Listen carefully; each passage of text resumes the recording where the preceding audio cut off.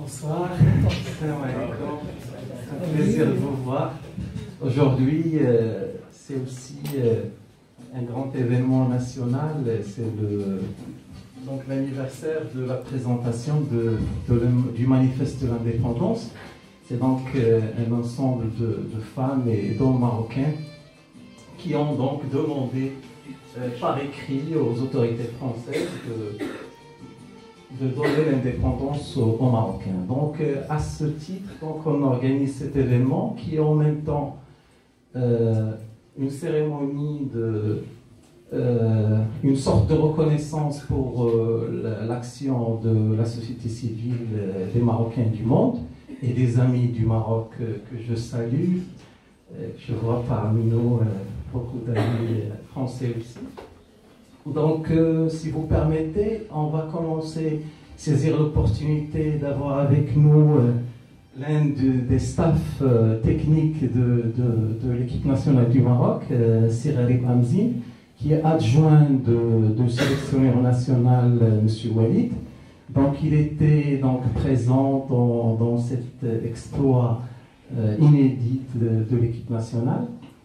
On va donc échanger, saisir l'opportunité d'avoir Ghalib avec nous, échanger avec lui sur sa carrière sportive, mais aussi sur cet exploit des Marocains au mondial. C'est un vrai modèle à suivre pour notre jeunesse.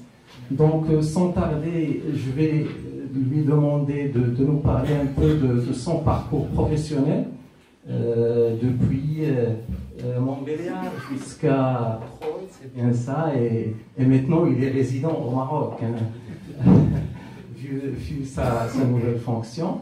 Et après, si vous permettez, je vais lui poser quelques questions sur leur parcours au mondial.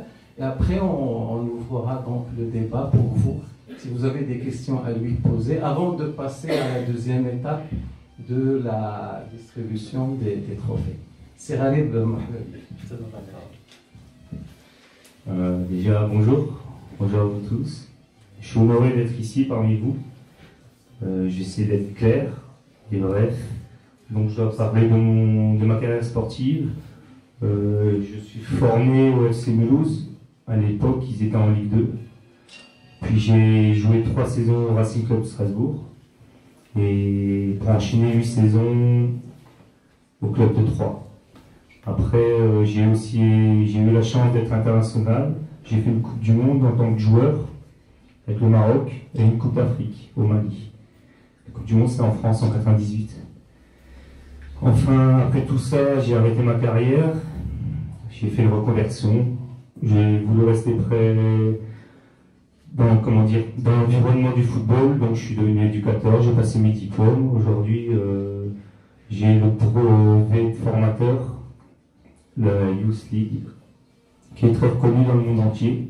Donc j'ai des perspectives où je peux être directeur de centre de formation, directeur d'une académie ou entraîneur. Donc voilà, depuis que j'ai arrêté ma carrière de joueur, j'ai toujours cette envie de rester dans le milieu du football. Donc je me suis formé et pour moi ça a été très important et un déclic parce que ça m'a permis, on va dire, de m'assagir et d'évoluer, surtout d'évoluer. Donc voilà.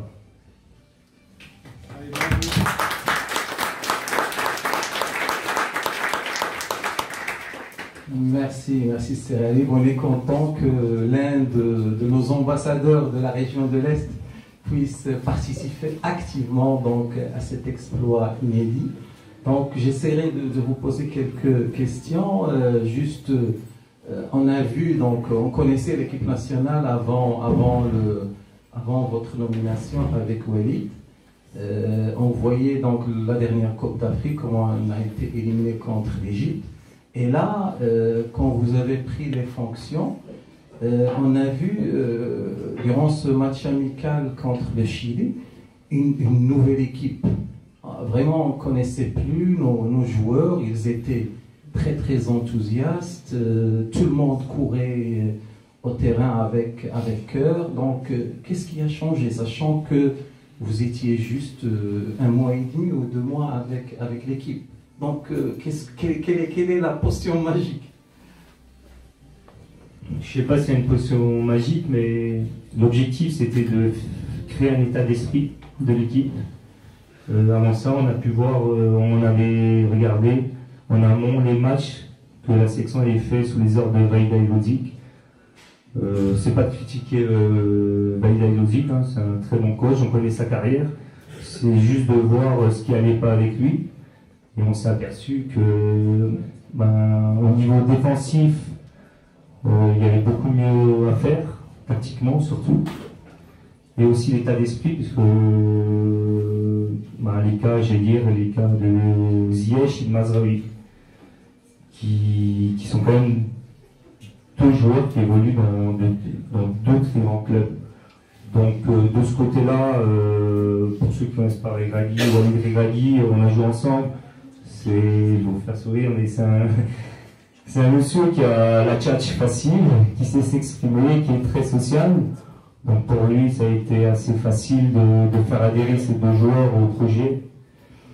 Et après, pour le reste, c'était beaucoup de travail, beaucoup de vidéos, beaucoup de visio. On s'est déplacé aussi pour aller voir les joueurs. Et on leur a expliqué ce qu'on attendait d'eux, les principes qu'on voulait. Donc, ce que je disais, après, voilà, on savait que ça n'allait pas être facile. Mais quand on voit le résultat, c'est qu'ils ont tous adhéré. Ils auraient très bien pu nous dire, non, nous, on veut jouer au football et d'être rigoureux défensivement. Mais ils ont adhéré et sincèrement, en tout cas, moi, c'est ce qu'on a constaté, c'est qu'il y avait une ambiance qui était fantastique. Et je pense que les résultats qu'on a pu avoir, c'est grâce à cette ambiance. Et on a pu voir des gars comme, en disant, un monsieur difficile en parlant de Hakim Ziyech, qui adhérait, qui faisait vivre tout le groupe, tout le monde était bien ensemble. Je peux vous confirmer qu'il n'y a pas eu un souci en un mois, en vivant ensemble pendant un mois, il n'y a pas eu un souci. Donc c'est qu'on a réussi à créer cette alchimie qui a permis de faire ces bons résultats. Merci. Si vous permettez, on part... juste pour commenter un peu les photos. Pour commenter quelques photos.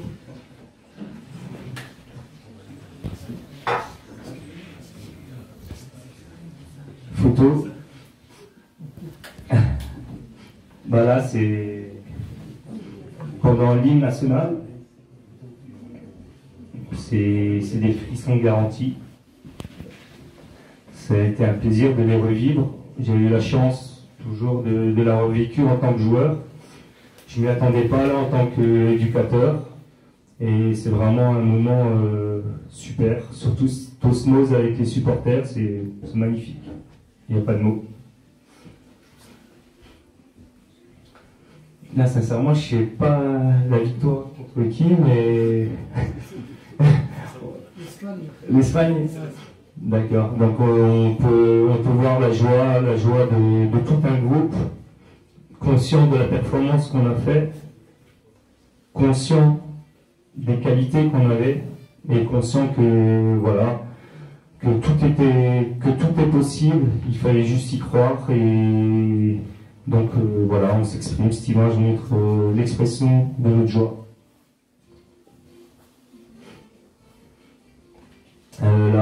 Comme vous le savez, il y a eu beaucoup de mamans qui sont intervenues pendant cette Coupe du Monde.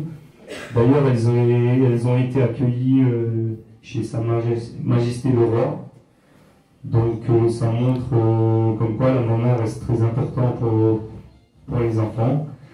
Et je trouve que c'est de très belles images de voir la maman concernée. On va dire qu'elles sont contentes pour leur enfant. Et j'allais dire contentes. Elles sont heureuses pour leur fils.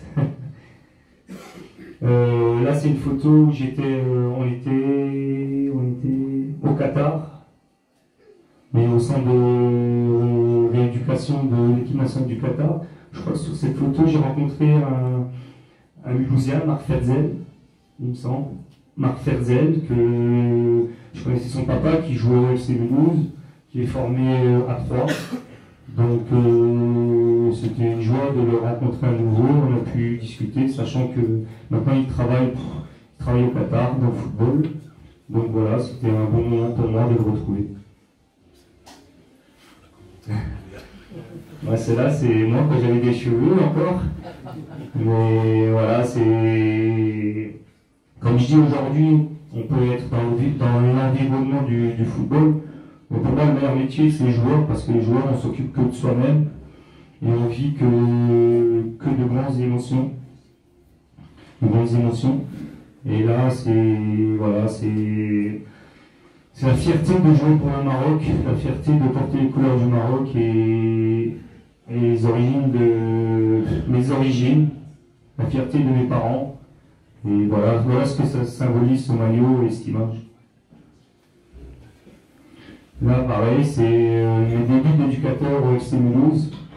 Là aussi, c'est une nouvelle vie qui commençait.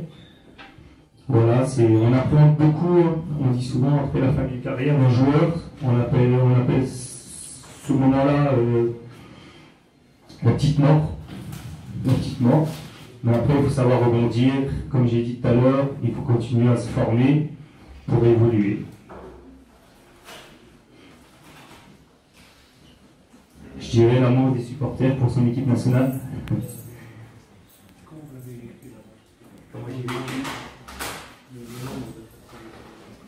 On va dire qu'on a l'impression de jouer à Casa ou à Rabat, tellement qu'il y avait de supporters marocains au Qatar, c'était magnifique. Il y avait cette communion entre les supporters et les joueurs.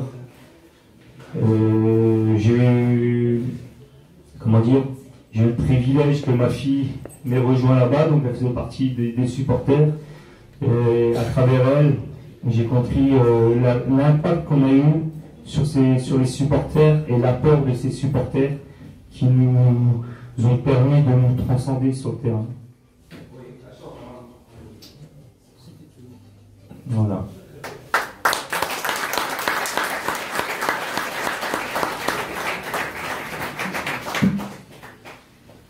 Donc, on continue à saisir l'opportunité d'avoir parmi nous Gharib. On part juste match par match. Le premier match, c'était le plus important. Donc, qu'est-ce que vous avez dit aux joueurs? Est-ce que vous avez bien calculé, il faut qu'on sorte au moins avec un point, ou juste laisser la situation en fonction du contexte? Comment vous avez pu préparer les joueurs pour jouer contre le finaliste de la Coupe du Monde précédente? Et donc parmi cette équipe, il y avait le Ballon d'Or aussi. Ouais, sur le premier match, l'objectif c'était d'essayer de ramener au moins un point. Comme l'a dit Cyril, c'est que c'était l'ancien finaliste. On peut dire ce qu'on veut, même si c'est une équipe vieillissante, pour moi, ils ont le meilleur milieu de terrain de toute la compétition. Et l'objectif, c'était de faire bonne figure pour nos supporters, pour tout le monde, pour nous donner de la confiance. Et finalement, ça a été le cas, on a été sérieux. Je pense qu'on n'a pas de grosses occasions sur ce match, mais on a été solide défensivement. Et en fait, ce premier match nous a apporté de la confiance, beaucoup de confiance. Je sais que après ce match, les Croates se sont fait critiquer par la presse de leur pays parce qu'ils disaient qu'ils n'arrivaient pas à battre le Maroc. Mais quand vous avez un joueur comme Modric qui leur répond que le Maroc, en face de nous, détrompez-vous, c'était une très bonne équipe. Donc voilà, ça donne de la confiance, ça donne beaucoup de confiance.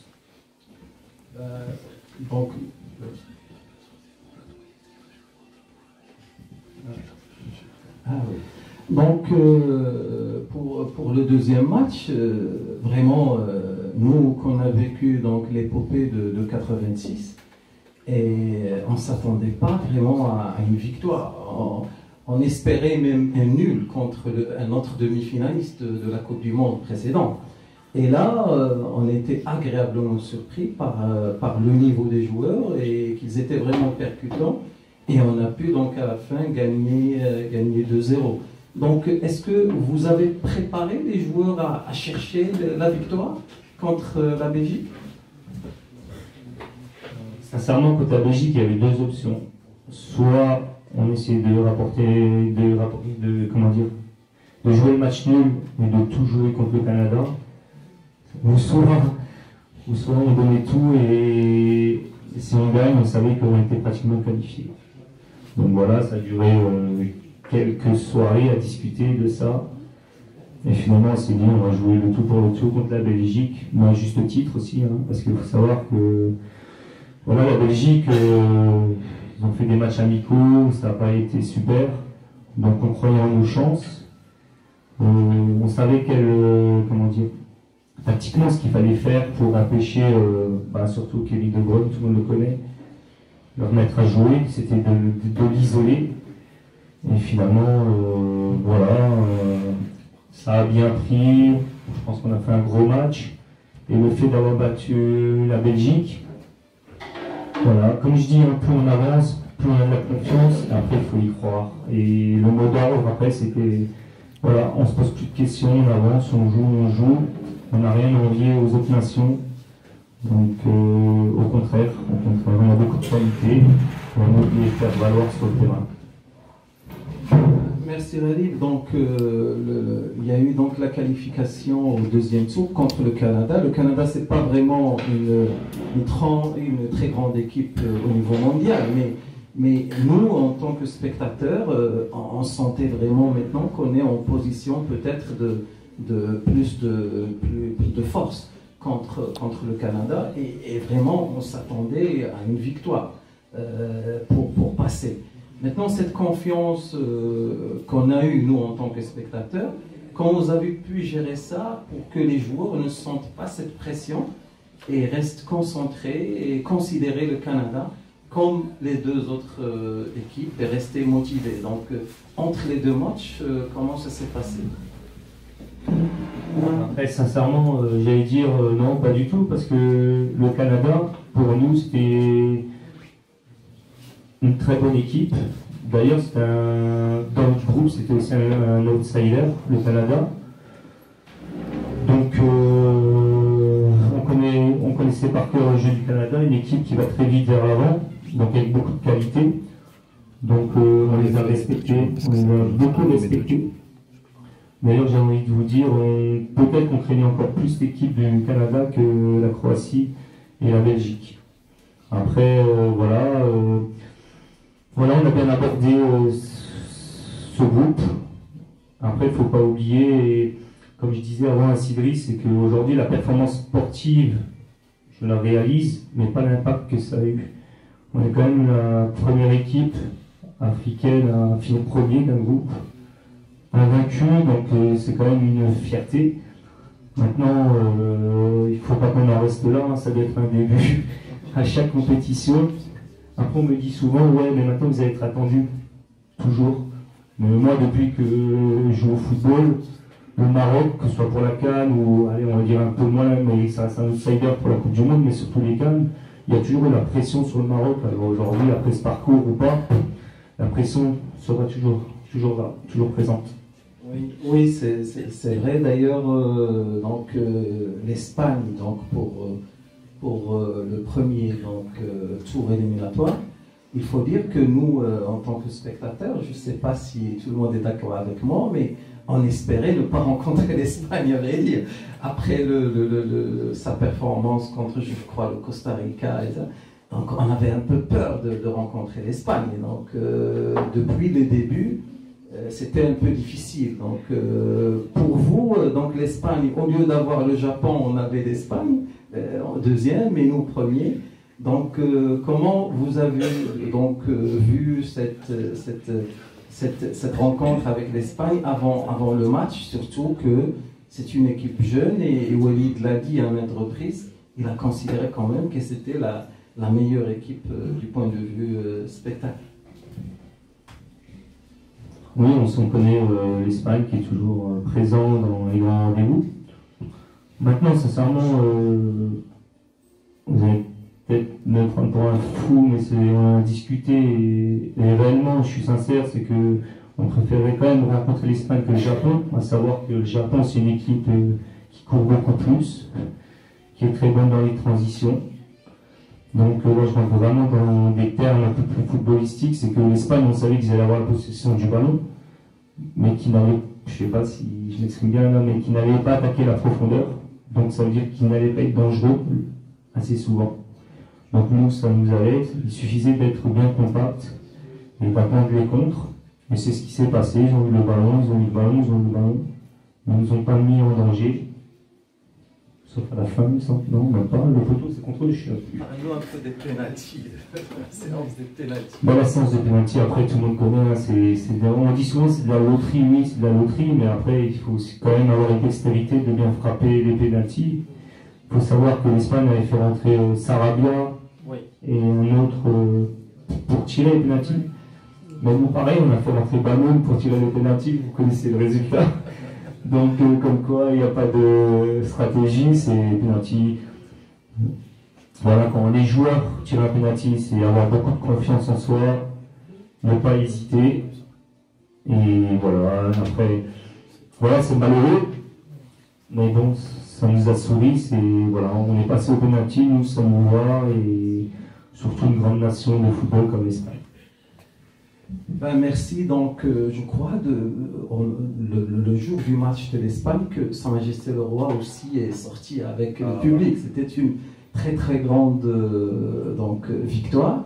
Et là, vous tombez sur le Portugal, sachant que avec son joueur vedette, c'est presque son dernier mondial et tout le monde voulait vraiment éliminer le Maroc pour aller de l'avant en demi-finale. Il y avait donc cette pression au niveau arabe et africain. Vous avez dépassé donc le record arabe en passant en quart, mais maintenant vous étiez sur un nouveau record, c'est le record africain. Il y avait 3 ou 4 équipes africaines qui ont arrivé au quart, mais passé en demi-finale. Même en Asie, il y avait juste la Corée et c'était chez elle, donc en demi-finale. Donc comment vous avez géré donc, la préparation pour le match du Portugal, sachant qu'on a senti, on avait plus confiance de plus en plus dans l'équipe et on voyait même la coupe. Il y avait beaucoup de chants qui commençaient à se faire entre spectateurs et visant même la Coupe du Monde.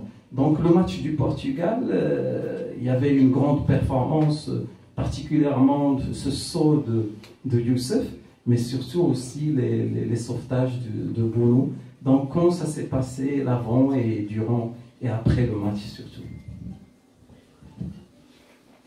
Le Portugal, par exemple, c'était vraiment une équipe qu'on craignait énormément, parce que c'est une équipe talentueuse, avec de jeunes joueurs très talentueux. On savait aussi la performance de marquer l'histoire, parce qu'on avait aussi regardé les stats des autres équipes africaines qui avaient échoué à ce stade-là. Ils avaient échoué soit aux prolongations, soit au penalty, mais à peu de choses près. On s'est dit, voilà, il fallait le savoir, le faire prendre conscience aux joueurs.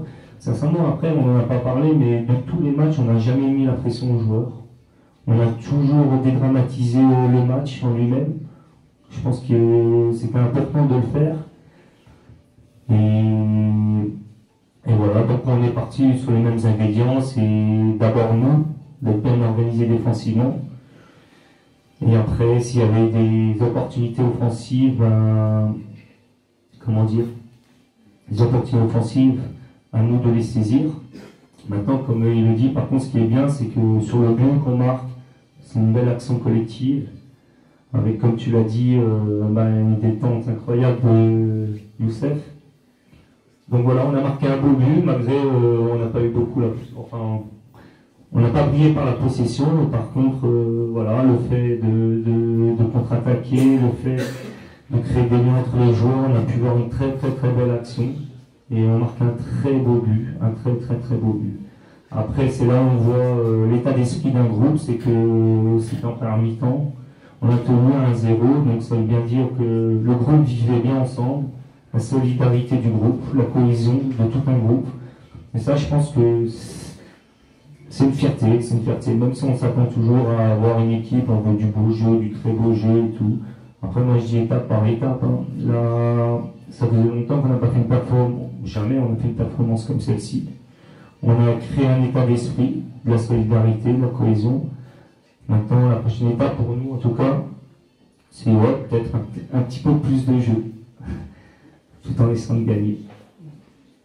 Merci.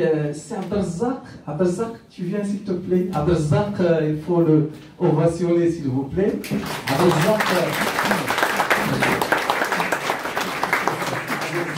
il a pris le défi pour aller encourager l'équipe nationale marocaine mais aussi française. Il est parti en bicyclette de Auxerre jusqu'au Qatar. Je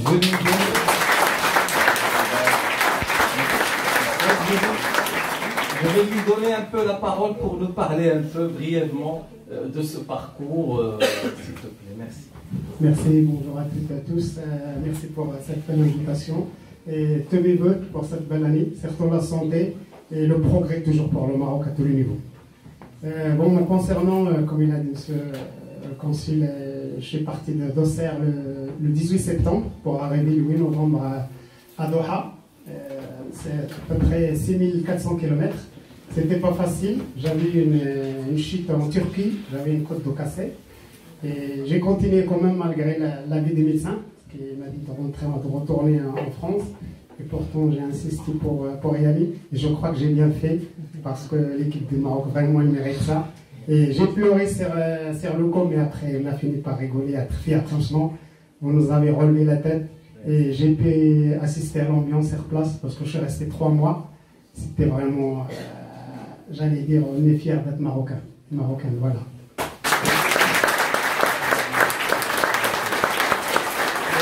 On saisit aussi l'occasion d'avoir avec nous c'est Mourad Walid, qui est le président de l'équipe amateur qui fait des exploits d'ailleurs en Coupe de France.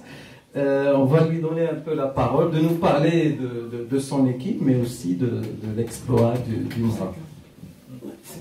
Salam alaikum, merci Monsieur le Consul. Bonjour à toutes et à tous. Déjà, comme le disait tout à l'heure mon prédécesseur, je vous souhaite à tous les meilleurs vœux pour cette nouvelle année 2023.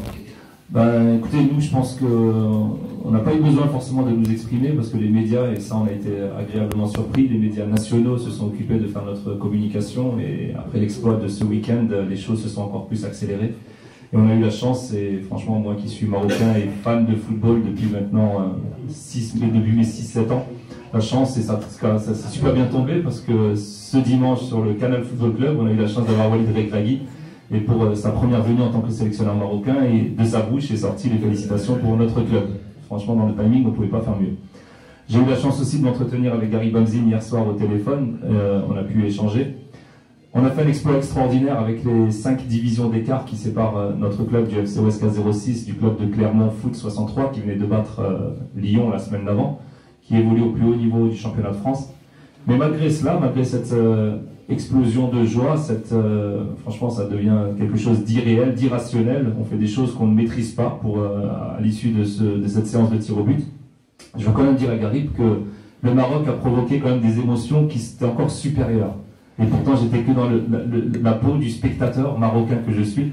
Mais la sensation à l'issue de ce match, elle n'était pas encore aussi intense que celle qu'a pu me provoquer le Maroc face à l'Espagne, le Maroc face au Portugal.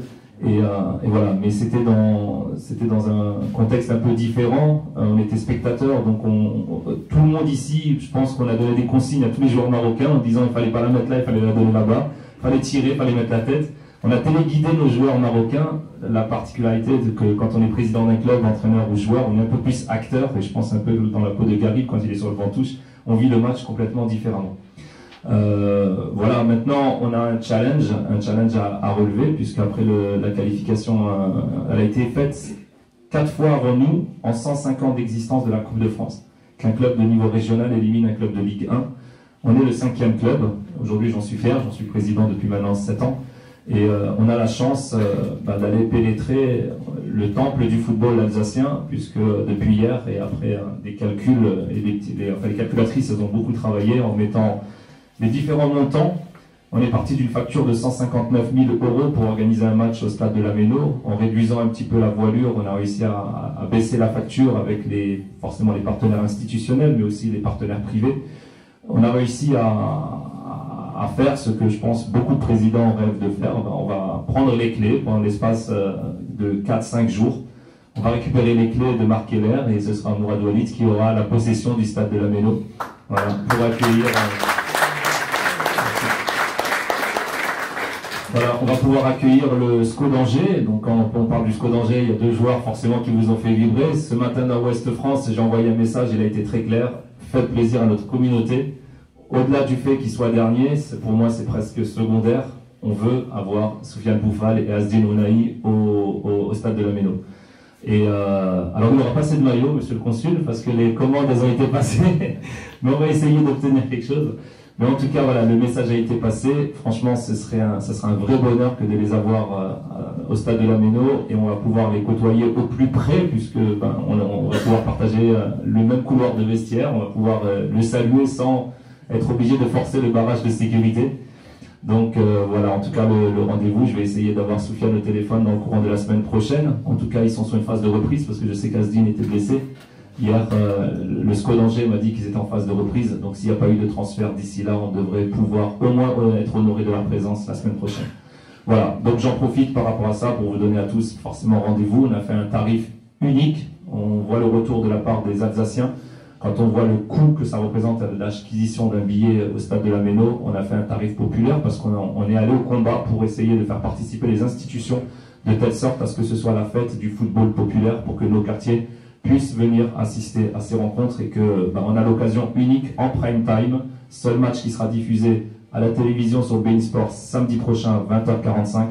On a l'occasion, et il n'y en a pas beaucoup qui se présentent, de montrer une image extraordinaire de notre communauté, de nos quartiers, et qu'on arrive à prouver par l'organisation que voilà, des jeunes issus de la diversité sont capables d'organiser un match de très haut niveau et accueillir, et pourquoi pas, on l'espère, Inch'Allah, 25 000 personnes au stade de la Méno.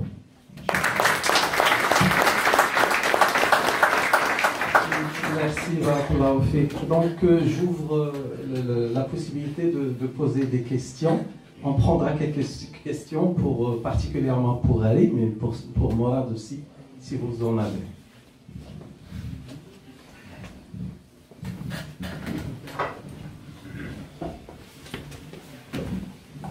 Bonjour tout le monde. La question que je voudrais poser, c'est exactement, ça coïncide avec la photo. C'est votre sensation, votre sentiment quand vous étiez en compagnie de Sa Majesté le roi Mohamed VI. La question est adressée à Walid Amzi.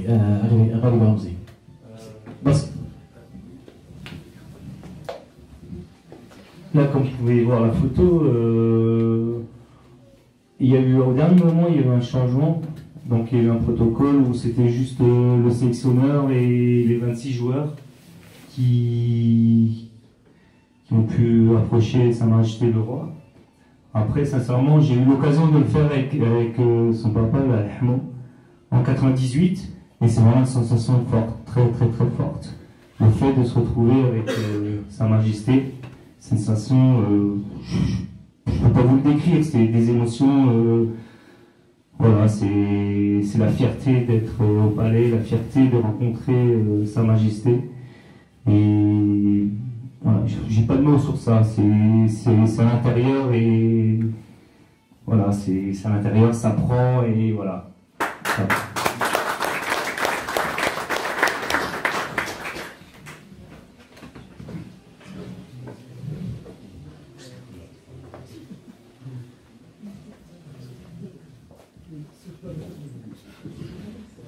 Oui, c'est un refrain Zaouli. Juste une question, c'est vrai, quel conseil vous pouvez donner aux jeunes, parce qu'on a vu l'exploit vraiment extraordinaire, que toute entreprise doit s'inspirer de l'esprit collectif. On a vu vraiment, ils avaient vraiment ça dans les tripes. Et quel conseil vous donnez aux jeunes quand ils sont à la quête d'un travail, dans leur parcours? Qu'est-ce que vous pouvez leur dire à notre jeunesse entière?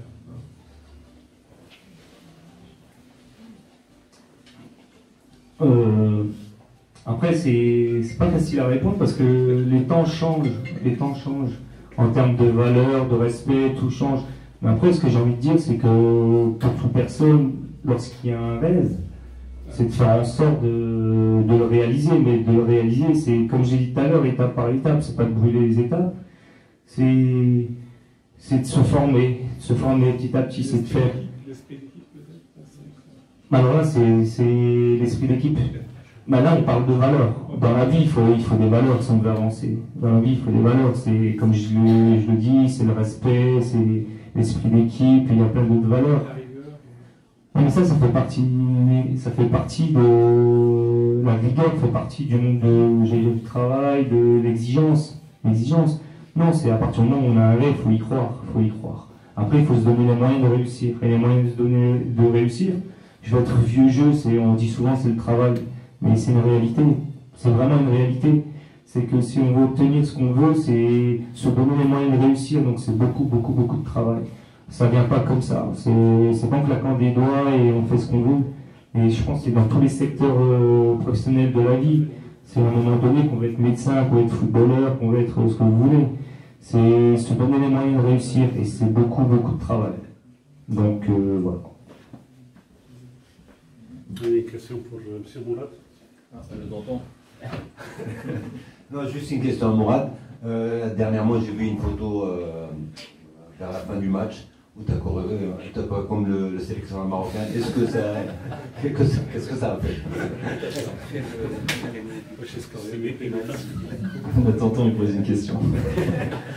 Non, alors en fait, moi j'avais pas fait le lien avec Walid Regragui, tonton. En fait, ce qui s'est passé, c'est que ma frangine qui était devant le poste de télévision, il y avait la caméra qui filmait le groupe justement pour réagir après le dernier penalty qu'on allait marquer. Et puis ma frangine, elle sort le téléphone et elle se focalise sur moi. Et donc elle tape le sprint et ça ressemble au sprint de Walid Regragui. Alors elle envoie la vidéo à ma sœur au Maroc, que tu connais. Elle envoie à Nador et puis ma sœur, elle s'interroge sur pourquoi on lui envoie la vidéo de Regragui. Alors elle lui répond en berbère, mais pourquoi tu m'envoies Regragui? Elle lui dit, mais Regragui, il n'a pas de cheveux.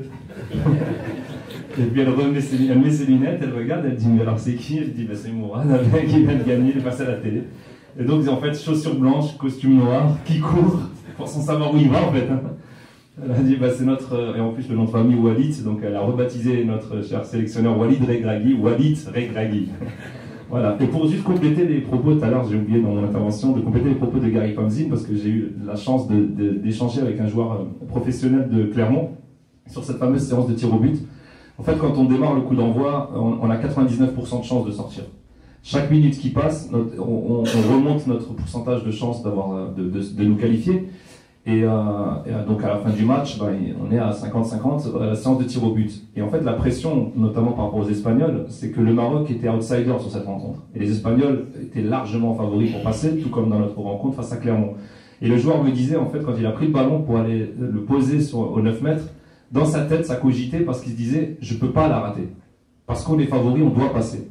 Voilà. Nous, pour avoir assisté de très près au groupe, quand il y a eu l'échange entre les joueurs, on avait déjà gagné notre match.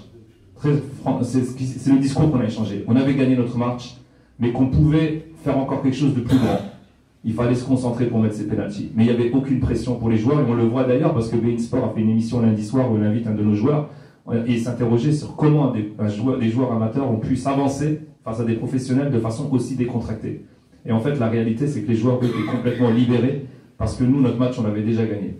Et clairement, quand ils se sont avancés, ils avaient cette pression de se dire il ne faut pas que je rate. Donc, ils ont forcé leur geste. Et c'est pour ça que d'ailleurs, sur les 5 tirs au but, il y en a un qui tape la barre et qui sort, et l'autre qui est complètement dans les nuages.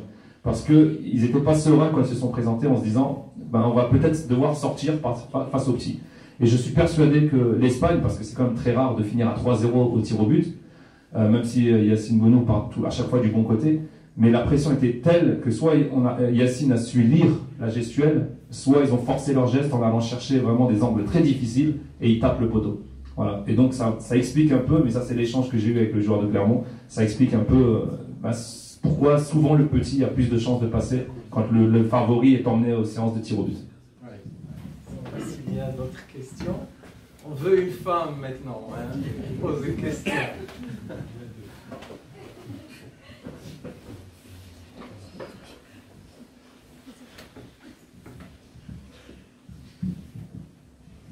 Oui, bonjour tout le monde. Merci pour les témoignages. Ma question, le fait d'avoir des joueurs de différentes équipes, il y avait une diversité. Le sélectionneur, ça ne fait que quelques semaines qu'il avait repris l'équipe. qu'est-ce qui a changé par rapport aux sélections d'avant cette sélection?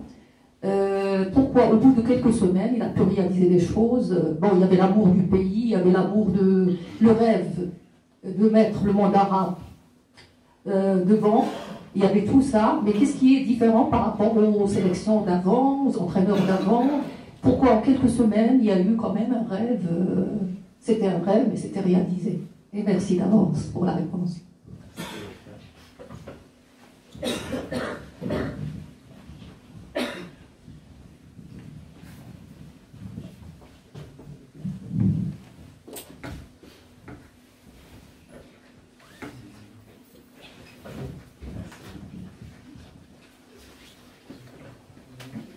Je répondrai comme ça, c'est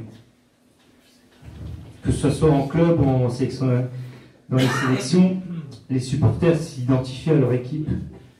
Donc vous parliez du sélectionneur. Moi je pense que les joueurs, le hasard a fait que, sincèrement c'est vraiment le hasard quand à la fin on devait choisir 26 joueurs. À la fin il y avait quoi? Il y avait 3 Marocains nés en Espagne, 3 en Hollande, 3 en France, 1 en Belgique, 1 en Italie, 1 en Allemagne, et le reste au Maroc, 6 ou 7. Canada. Ouais, Bono, ouais, mais je l'ai mis dans le Maroc et le Canada. Et Yassine Bono au Canada. Et quand vous voyez Walid, il est né en France, je suis né en France, il y a Rachid Ben Mahmoud, il est né au Maroc, Omar, l'entraîneur des gardiens, il est né en Espagne. Et je pense que ça a contribué à cet état d'esprit, ça veut dire que les joueurs se sont reconnus dans leur staff aussi. Et je pense que ça a créé beaucoup de force. Il faut savoir, ça je parle en tant que...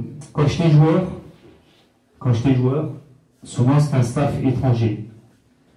Il y avait souvent, je vais dire, pas une petite guerre, c'est façon de parler, il y a toujours de la rivalité entre ceux qui sont nés en France ou à l'étranger et ceux du Maroc. Je vous le dis, en 98, c'était ça, en 98. Et je pense qu'aujourd'hui, ça doit être une richesse. Il y a beaucoup à en tirer. Le fait que certains sont nés au Maroc, certains les binationaux ailleurs, c'est une richesse. Et je pense qu'on a pu apercevoir ce que ça pouvait apporter à tout un groupe lors de cette Coupe du Monde au Qatar. Et Inch'Allah, ça a encore apporté beaucoup de choses dans l'avenir. Une autre et dernière question, si vous Oui. Merci. Je vois que Monsieur le Consul, en dehors de vos talents de diplomate, vous avez une connaissance incroyable du football et je sens la passion que vous avez mise dans cette Coupe du Monde. En France, en 98, lorsqu'on a gagné pour la première fois la Coupe du Monde, l'objectif était atteint, mais en fait c'était un nouveau départ. C'est-à-dire, après avoir gagné une compétition, on va atteindre le dernier carré, il faut pas exploiter, mais il se passe quelque chose après. Et on ne s'arrête pas là, on ne s'arrête pas à une victoire, on ne s'arrête pas à un exploit. Comment est-ce que ça s'est matérialisé au Maroc, cet exploit au niveau de la population? Je m'adresse peut-être plus aux représentants du Royaume du Maroc. En France, on a connu cette époque black, blanc, bleu, où il y avait une vraie unité nationale derrière une équipe. Est-ce que vous avez connu pareil effet au Maroc? Merci effectivement. J'étais toujours un fan de foot depuis mon enfance, c'est vrai. Je suis des équipes. J'étais d'ailleurs du genre à aller prendre des photos avec les grandes stars qu'on avait. Il y avait donc Bentou Zaki, Boudrbala durant notre jeunesse. C'était surtout entre les terrains de foot au Maroc, Kenitra, Rabat, Casablanca et d'autres. Pour la réponse, effectivement, d'ailleurs j'ai eu un échange avec Ariadia, la télévision Ariadia. On a parlé justement sur ce volet-là, le fait de s'inspirer de ce qui s'est passé, parce qu'il y avait le discours de Sa Majesté le Roi du 20 août. Il a parlé justement, il a demandé au gouvernement de voir comment faciliter la participation, la contribution des Marocaines et des Marocains du monde dans le développement du pays. Et là, on a un modèle qui est venu juste après le 20 août, l'équipe nationale, qui est composée de 15 joueurs des Marocains du monde, avec des joueurs donc, qui jouent en équipe locale, mais le staff aussi. Donc on a l'expertise d'un sélectionneur des Marocains du monde, de son adjoint, des adjoints qui sont du Maroc. Donc on a pu donc constituer un groupe qui a donné justement une très très belle image du Maroc, une belle performance. Maintenant, comment on peut arriver à s'inspirer de cette expérience pour l'appliquer dans les autres domaines économiques, politiques, universitaires, dans tous les domaines? Comment on peut, sachant que c'est pas facile de trouver la personne idéale au moment idéal, à la place idéale, parce que il faut pas oublier aussi que la décision qu'avait prise le président de la fédération marocaine, juste 2 mois avant le mondial, et s'aventurer pour décider d'amener donc Regragui et sa nouvelle équipe et de limoger l'ancien entraîneur, c'était pas une décision facile, et il y avait beaucoup de commentaires qui étaient contre lui.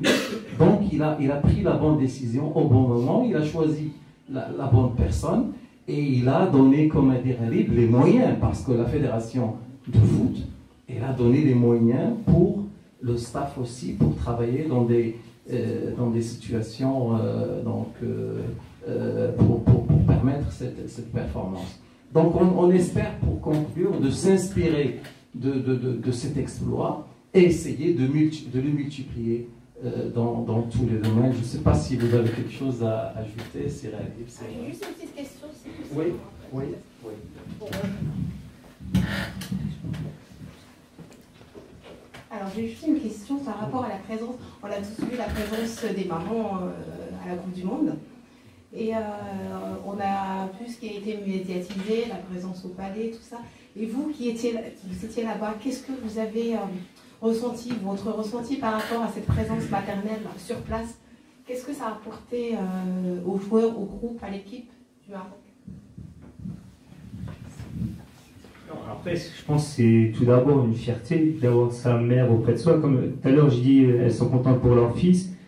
Mais je pense, parce que ça a été le cas pour moi, au départ, les mamans appréhendent quand même. Si ça se passe mal, on sort au premier tour et les critiques. Donc le fait que ça soit bien passé et tout, c'est quand même une fierté d'aller voir Sa Majesté le Roi avec nos mamans. J'ai envie de dire, mais après, c'est pas qu'au football. Dans la vie, je suis désolé pour les papas, mais dans la vie, il y a tout. Enfin, non, c'est pas. Là, je sais pas comment l'exprimer, je vais être maladroit. Je pense que je vais être maladroit, mais il y a quand même pas une préférence, mais la maman, c'est la maman. La maman, c'est la maman. Est-ce que ça a apporté quelque chose pour les joueurs qui étaient là-bas Mais la maman, c'est leur image. Je veux dire, pour certains, leurs papas sont décédés, je ne citerai pas de nom. Je veux dire, la maman, ça reste l'image, c'est la personne qui l'a protégée, qui a protégé la personne, qui est là. Fier. Ce n'est pas une question de motivation, je suis très très très fier. Très fier, sincèrement. Je crois qu'il y a une question là. Je reviens.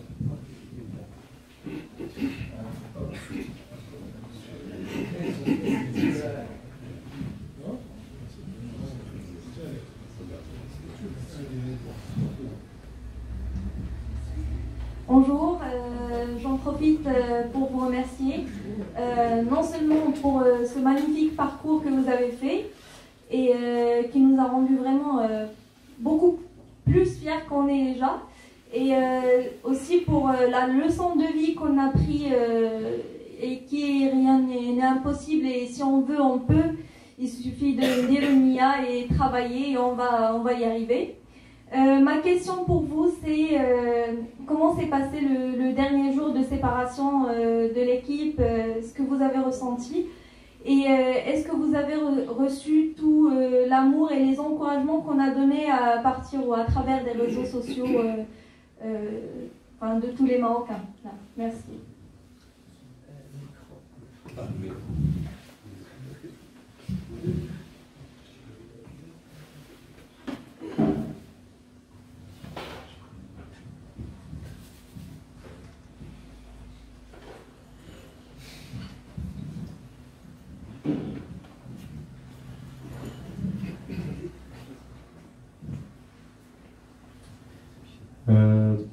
Oui, déjà maintenant c'est une question de mentalité, il faut inculquer cette mentalité, c'est que, comme je le disais tout à l'heure, on n'a plus rien à envier quand on joue, il faut qu'on joue la gagne. Je veux dire, le Maroc, ça reste une grande nation africaine, donc voilà, il faut jouer pour gagner. Comme disait le monsieur, maintenant aujourd'hui, c'est pas une finalité sur ce qu'on a fait, au contraire, c'est un début. Il faut qu'on soit attendu à ce stade de la compétition, à chaque Coupe du Monde, à chaque Coupe d'Afrique. Alors je vais pas... Voilà, à nous d'être performants, à nous d'être ambitieux, et ça, on n'a pas à se le cacher, il faut l'être. Après, oui, les réseaux sociaux, on a reçu tous les messages pour vous dire que, et merci encore d'ailleurs, et pour vous dire, même pour galvaniser les joueurs, le discours d'avant-match, un petit montage vidéo était fait pour les joueurs, pour les galvaniser, pour les motiver avec des messages. Notamment, on a passé de personnes âgées on les voyait en train de pleurer après une victoire, ou les plus petites, 5-6 ans, qui hurlaient dans les rues, fiers d'être marocains. Et oui, on est conscient de toute la joie que ça a pu procurer aux supporters aux Marocains tout court, et aux supporters marocains, parce qu'il n'y a pas que les Marocains. Et oui, et merci, parce qu'aujourd'hui, la chance qu'on a, je pense, c'est qu'avec les réseaux sociaux, on est au courant de tout et on voit toutes les choses qui peuvent se passer en dehors du groupe, dans le monde entier. Et donc, il faut en profiter. Tant que c'est positif, il faut en profiter. Merci.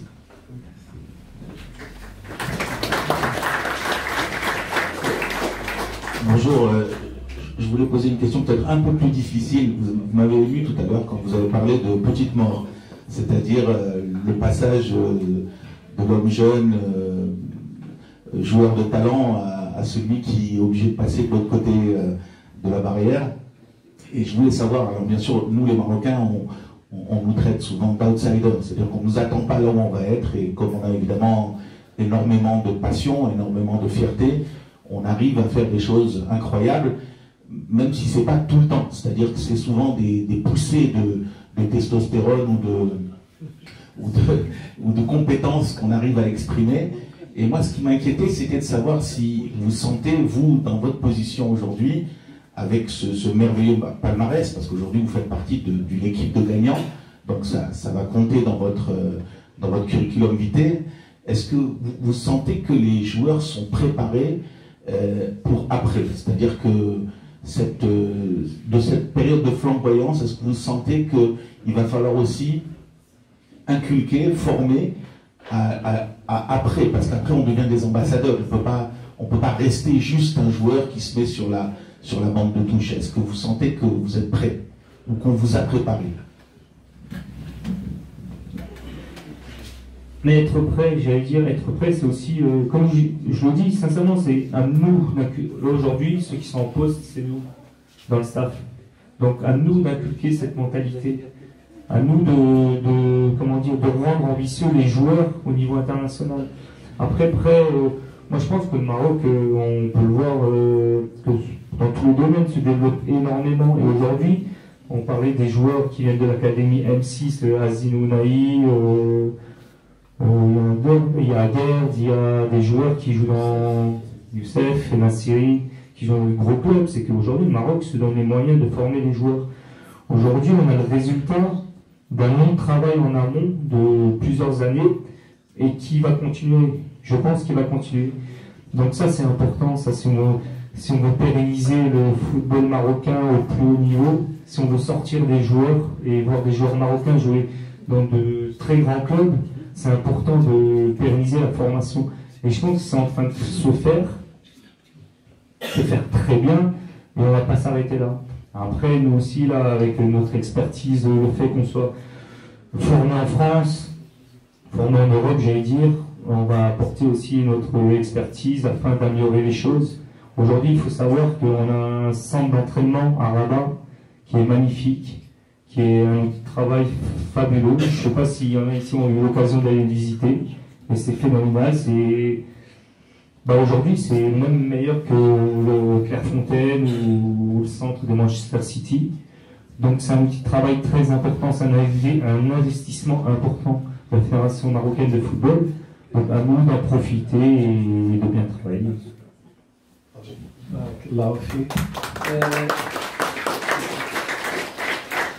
J'ai avec moi des futurs champions, Inch'Allah, du Maroc, c'est bien ça?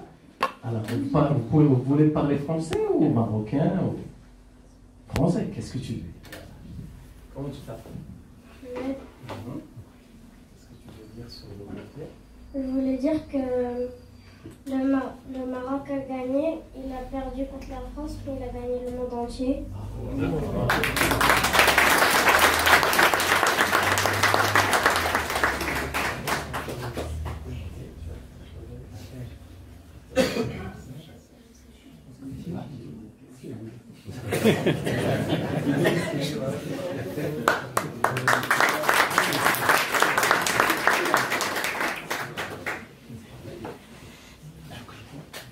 Merci, je crois qu'il n'y a plus de questions, c'est bien ça?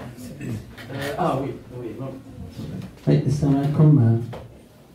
Donc, moi je pose une question en tant qu'arbitre dans le foot et dans le hand, en tant qu'éducateur fédéral. Et je voulais votre avis sur l'après cet engouement. Qu'est-ce qu'on peut. Moi je ne maîtrise pas la situation sportive footballistique au Maroc, mais ici, je sais que je suis sur les terrains depuis que j'ai commencé à arbitrer le foot. Je suis sur les terrains du championnat régional et du championnat national de futsal. Je croise énormément de Marocains et de jeunes issus de la diaspora. On regrette beaucoup de choses, mais on a espoir de voir ces jeunes progresser. Je pense que c'est l'occasion ou jamais de repartir, je pense, sur de bonnes bases. Par exemple, depuis que la France a gagné la Coupe du Monde 2018, le nombre de licenciés s'est doublé, voire triplé. Maintenant, on va avoir la même chose au Maroc. Et ici, on va voir aussi des jeunes Marocains qui ont envie de réitérer ce qu'ont fait nos joueurs. Quel est le conseil d'un éducateur, d'un entraîneur, une personne qui vient de la diaspora, qui a côtoyé tous les niveaux, amateurs, professionnels, et le haut niveau, que je pense il n'y a pas plus haut, en quelques mots pour vraiment aux parents et aux jeunes, parce que nous, en tant qu'il y a des éducateurs ici, je pense qu'ils vont essayer de passer l'information et le conseil que vous avez donné vous tous. Est-ce qu'il y avait aussi une discussion entre vous pour envoyer une image dans le foot amateur et préparer l'avenir du football marocain?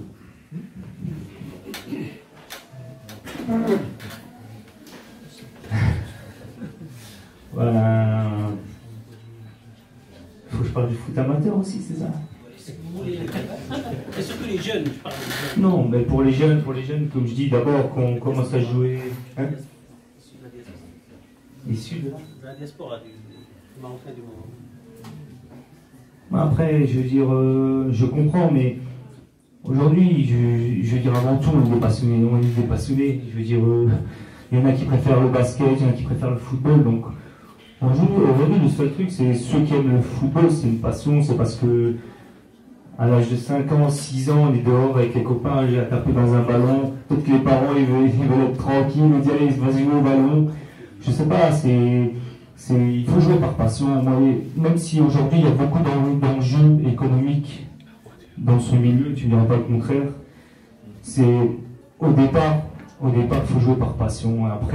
Après, en fonction, c'est prendre plaisir avec ses copains. Et ça a des valeurs éducatives, le football, donc c'est avec les copains au quartier, où vous voulez, dans les salles, dans les failles. Il faut jouer, prendre plaisir. Et après, au fur et à mesure, année après année, on voit si le petit a du talent ou pas, et à partir de là, on commence à le mettre dans un club, tout d'abord dans un club familial, après dans un club beaucoup plus huppé, avec des éducateurs, selon le niveau des éducateurs. Mais en fait, il ne faut pas se prendre la tête, ça vient tout seul. Le plus important, c'est l'épanouissement du jeune. Après, c'est un avis, parce que comme je vous le dis, je connais les enjeux aujourd'hui, c'est pas les mêmes que quand j'ai débuté. Donc peut-être que je me trompe sur ce que je dis, mais moi je pars du principe, c'est d'abord l'épanouissement du jeune. L'épanouissement du jeune, je pense que c'est très très très important. Après, s'il doit devenir pro, s'il doit jouer au plus haut niveau, ça se fera. Ça se fera. Mais voilà. Et ouais. Non, juste pour compléter la réponse de Gary, et peut-être aussi répondre à celle de notre frère, c'est que, en tout cas, moi je témoigne en tant que footballeur, c'est qu'il y a peut-être un symbole très fort qui a été envoyé par cette équipe nationale, et on commence à en entendre parler de plus en plus dans les médias, c'est que dorénavant, nos Marocains du monde, la diaspora, le joueur aura l'occasion de choisir entre peut-être 2, 3, des fois 4 nationalités. Et le message qui a été envoyé par cette équipe nationale, c'est que, et on l'a vu d'ailleurs juste avant le mondial avec un ou deux blessés qu'il a fallu remplacer, il y a eu une guerre entre fédérations pour des joueurs qui ont été appelés en sélection marocaine, et donc on s'est posé la question, est-ce qu'ils vont répondre aux appels du Maroc ou patienter, parce que la Belgique a un regard sur un tel ou un tel qui a 18 ans, je pense notamment au petit jeune qui est rentré. Mais aujourd'hui, je pense que le parcours de l'équipe du Maroc est allé jusqu'en Coupe du Monde, le cadre de travail que vous avez su planter, la professionnalisation, l'image positive que vous avez renvoyée, elle va être déterminante, et ça répond aussi un peu à la question de monsieur tout à l'heure, c'est qu'aujourd'hui, ce parcours va nous permettre de capitaliser. Les installations, Sa Majesté le Roi a mis tout en œuvre pour créer une académie qui nous permet de sortir des joueurs de très haut niveau. Ils ont été d'ailleurs de passage à Strasbourg il n'y a pas très longtemps, et pour être un partenaire du Racing Club de Strasbourg, c'est un niveau de joueurs incroyable. Ils sont partis d'ailleurs battre quasiment toutes les équipes, les jeunes professionnels qu'ils ont rencontrés de leur catégorie d'âge. À côté de ça, il y a une équipe du Maroc qui aujourd'hui a montré une image hyper positive, un peuple qui est passionné, un pays qui est prêt aujourd'hui, qui est en route pour pouvoir accueillir un mondial. On est une terre de football. Et donc tout ça aujourd'hui, c'est vraiment le service que vous avez rendu en étant un accélérateur par ce parcours qu'ils ont fait à la Coupe du Monde. Et un joueur avec un passeport marocain, quand il va être amené à être appelé en sélection, il se posera peut-être 2 fois la question avant de répondre aux sirènes des grandes puissances que sont la France, la Belgique, l'Allemagne, les Anglais. Aujourd'hui, il n'aura pas honte, et au contraire, il sera fier de défendre les couleurs. Et... Oui, je ne connais pas la question, mais là, oui. Et je peux vous dire qu'aujourd'hui, oui, il y a beaucoup de joueurs binationaux qui aimeraient rejoindre la section marocaine. On a beaucoup de demandes pour se faire naturaliser, faire les papiers marocains et pour jouer pour l'équipe nationale du Maroc. Donc c'est une bonne chose pour nous. Si vous permettez, moi juste j'ajoute certaines choses, la caractéristique d'être marocain, d'avoir une origine marocaine. Bon, il y a un spécialiste qui a parlé justement à la suite du grand événement, donc les autres pays qui ont cette double nationalité, ils doivent s'estimer heureux qu'ils aient des Marocains d'origine, parce que le Maroc, il a parlé justement de 4 caractéristiques qu'on trouve chez les Marocains. Il a parlé de la baraka. La baraka, on y croit. Peut-être les autres ils ne la comprennent pas, mais la baraka, elle est là. Et parfois, on le sait. Si tu départages pour à manger, quand tu es dans un plat de couscous, on peut manger jusqu'à 12. Si tu ne sais pas, peut-être moins de 6. Donc il y a la baraka, donc c'est automatique. Je donne juste l'exemple. Et il y a le concept de niya qui a été utilisé par Siwalid. C'est pas la naïveté. Niya, c'est-à-dire être vraiment confiant dans ce que tu fais et tu vas réussir. Mais il y a aussi, il a parlé, le spécialiste aussi, du fait que vous venez d'un pays ancré dans la civilisation. Un pays qui est là depuis, qui a une monarchie depuis plus de 12 siècles, et ce fait aussi, il joue. Et la 4e chose dont il a parlé, c'est l'intelligence des Marocains. Comment Walid, à un certain moment, il gérait le match. Peut-être aussi, on voudrait bien un mot sur ça. Les changements, parfois. On le voit, il regarde aussi l'autre équipe, l'autre entraîneur, ce qu'il fait, mais l'intelligence de décider, de faire des changements à un moment vraiment crucial, c'est l'intelligence des Marocains qui est connue. Pourquoi? Parce que les Marocains, ils sont toujours ouverts, donc il y a toujours des passages d'experts, depuis les Phéniciens, les Berbères, ils sont connus aussi, donc c'est connu ce côté d'intelligence. Donc je voudrais juste, si tu peux nous dire un petit mot, Ray, sur ces décisions en plein match. Comment vous les avez vécues? Et certains moments, on a vu vraiment, il y avait beaucoup de paroles entre vous. Donc qu'est-ce qui se passait, surtout les décisions décisives? Ouais. Et les décisions, en fait, les paroles entre nous, parce que par moment, on est unanime sur la décision, par moment, on n'est pas d'accord. Donc on discute, des fois c'est virulent, mais toujours pour apporter le meilleur à l'équipe. Et souvent, quand on fait des changements comme ça, c'est tout d'abord plusieurs choses. Le joueur, il en met forme, il n'apporte pas ce qu'il devrait apporter. Il ne rentre pas dans le temps tactique face à l'adversaire. Mais après, c'est clair que quand il faut faire un changement, il faut que ça apporte à l'équipe, il ne faut pas se tromper. On peut quelquefois se tromper, d'où le fait d'échanger, comme ça, en âme et conscience. Le changement il va être efficace. Après, il ne faut pas oublier un truc. Nous, on donne notre avis, Rachid, moi, Normal. On discute. Après, c'est lui qui choisit, hein, c'est valide. Donc, quand ça va, on dit que c'est grâce à nous. Quand il se trouve, non, je rigole. Mais on est unanime, c'est pour ça qu'un staff, c'est important. C'est le fait de se faire confiance et de tirer le meilleur dans la réflexion, d'échanger. Et voilà, sinon. Voilà, les changements, ça doit apporter, et d'où l'intérêt de ne pas se tromper, mais je pense qu'on a bien fait. Une question. Ouais. On va parler en toute transparence parce qu'on est entre nous. Moi, j'ai une question à poser au staff technique de l'équipe nationale sur ce choix contre l'équipe de France d'aligner notre capitaine Romain Saïs. Est-ce que finalement, c'est pas un pari trop risqué, puisqu'on prend quand même ce but dans les 5 premières minutes, on voyait Romain très diminué, et du coup, on grille un joker au bout de 15 minutes, puisque malheureusement, il ne peut pas poursuivre.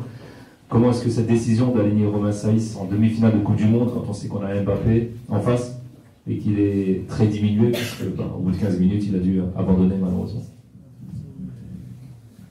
Après, ça a été une décision difficile parce qu'on savait qu'il était diminué. Maintenant, c'est ce qu'on disait, c'est on reste au Maroc, on a un bel effectif, mais peut-être que la profondeur de banc n'est pas celle de la France, n'est pas celle du Brésil. Peut-être qu'on s'est dit que si on ne faisait pas jouer Romain, sachant que Naïf, Aguerd ne jouait pas, on va être encore plus diminué. Et le fait de jouer à 3 défenseurs, on s'est dit que ça va équilibrer et on verra pas trop le fait qu'il soit diminué. En fait, c'est ça, c'est qu'on a changé de système, comme tu l'as évoqué par rapport à Mbappé. Et le fait de mettre Romain, c'était un pari. Maintenant, on a vu que le pari n'a pas marché, mais je pense que voilà, on a eu raison de le tenter, sinon on aurait peut-être pu avoir des regrets. Et l'idée, c'est que si ça n'allait pas, ou s'il ne pouvait pas continuer le match, on pouvait faire rapidement un changement et repasser au système qu'on a utilisé durant toute cette Coupe du Monde. Ah, il y a un bêtisier à commenter. Ah, c'est celle-là. Ah oui, avec. Je veux commenter. Vous pouvez voir que je ne regarde pas Walid. Je ne regarde pas du tout. Hein. J'ai regardé ailleurs. Hein. Ouais, c'est clairement mal.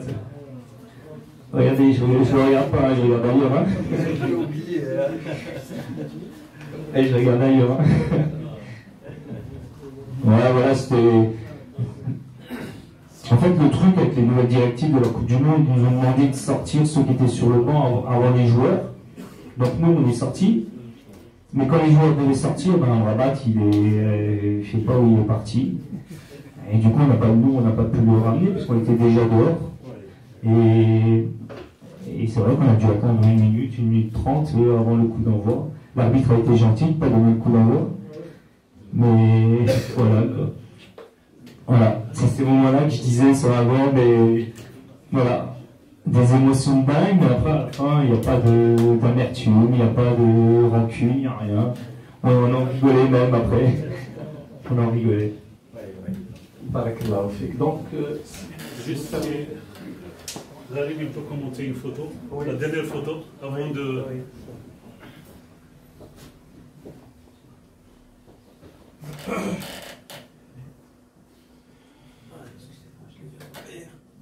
Alors, si tu peux commenter cette photo.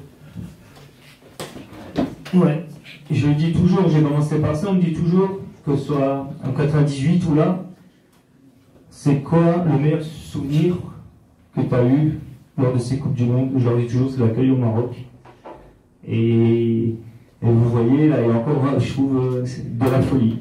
Vraiment de la folie, c'est incroyable. On voit cette joie, cette liesse de joie dans les yeux des supporters. C'est, vous le comprenez, mais il faut le vivre pour y croire. Il faut vraiment le vivre.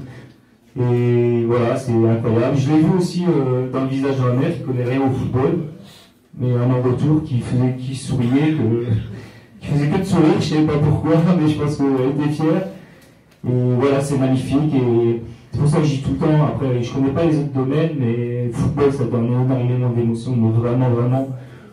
Et sincèrement, après, j'en ai, dans un autre milieu et tout, j'en ai pas connu. C'est vraiment des émotions incroyables et regardez le monde qu'il y a, et ça, c'est juste une rue. Toutes les rues étaient pleines. Voilà, je sais que vous aussi, vous avez été heureux. Donc imaginez-vous tout ce monde, et voilà, le football, c'est magique. Ça fait vibrer les gens et ça fait oublier tous les soucis et ça donne que du bonheur. Et rien que pour ça, voilà, j'en ai des frissons à vous le dire, c'est magnifique.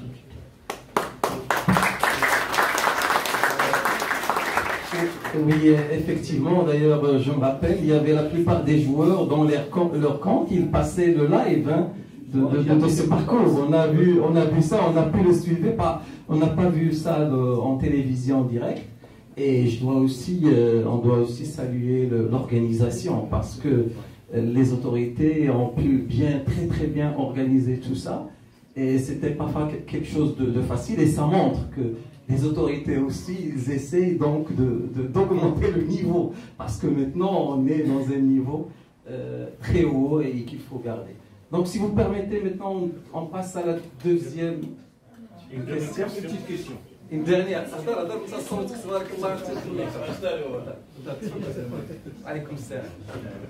Oui, mais je voudrais dire, puisque nous sommes maintenant parmi les grands,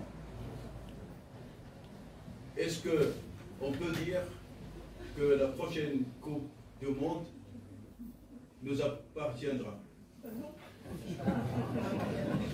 Déjà, j'ai envie de dire, pour être parmi les grands, il faut gagner. Il faut gagner. Le dernier trophée, c'est en 1976. Donc d'ici là, c'est déjà, comme il a dit Walid, il faut déjà dominer notre continent, l'Afrique, et après on peut voir plus haut. Là, aujourd'hui, on a montré qu'on avait une belle équipe, qui avait des espoirs qui poussaient derrière. Donc maintenant, là, il faut vraiment s'atteler à gagner cette Coupe d'Afrique des Nations, Inch'Allah, et à partir de là. Mais comme je l'ai dit tout à l'heure, le parcours qu'on a fait, il ne faut pas que ça soit une finalité, c'est un début, c'est un commencement, et à nous de tout faire, et il faut gagner des titres. Et bonne continuation. Merci.